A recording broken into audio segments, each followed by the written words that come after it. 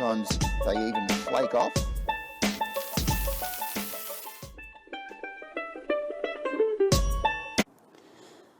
Now, without any help from our two dogs who are making the most of a sunny afternoon, I've set up in our back veranda a bit of a model to show how a lunar eclipse might occur.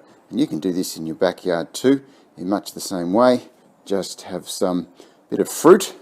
The earth is going to be the green apple there, and the Mandy is going to be the moon. They're not quite the right size or the right scales, and we have to forget about distances and scales of sizes, but we understand, I think, that the earth is bigger and the moon is smaller for this experiment. So what happened the other day was a total lunar eclipse. That means the earth's shadow passed across the moon. And if you think of the moon there in the background, it would be a full moon to the people on the other side of the earth who would be in night time. Then those people watching the moon may have seen something like this.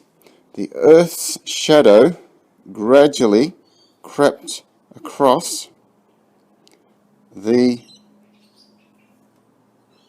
moon until it was almost entirely blacked out, and then kept going across to the other side, and you could see a bit of the curve of the earth as it went across, and then after about 2 or 3 hours it was fully across and the moon was back to normal.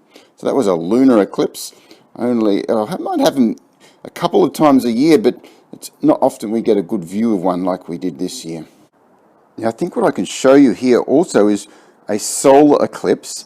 If you were on the earth there in that green apple and looking up towards the sun, you might see the moon pass across the earth like that, block out your light from to the sun, and then gradually as the moon moves across, its shadow comes off earth and it becomes light again. But in the middle of the day, the moon can sometimes block out the light of earth, and that's a solar eclipse. And as you can see, it doesn't do the whole of earth because it's much smaller, but it does block out some of it on a solar eclipse. So a lunar eclipse when you're looking at the moon and you see the earth's shadow. A solar eclipse is when you're looking at the sun and the moon goes across it and makes a shadow and blocks out our light for a little while. So if it's not quite possible to do this outside, or the sun's not shining or things, you can do the same sort of thing inside, just holding balls, a tennis ball or a golf ball or any size ball or fruit like this, and just see if you can do the same sort of thing. You might need to block out the curtains or put the blind down, use a torch for the sun, and you might even have a go at a solar eclipse as well.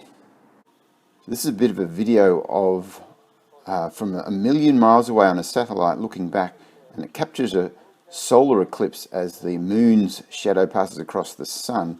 And when the video slows down, you'll be able to see a shadow go across the path. There it goes.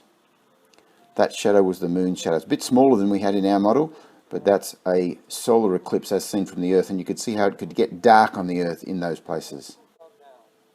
There it goes again.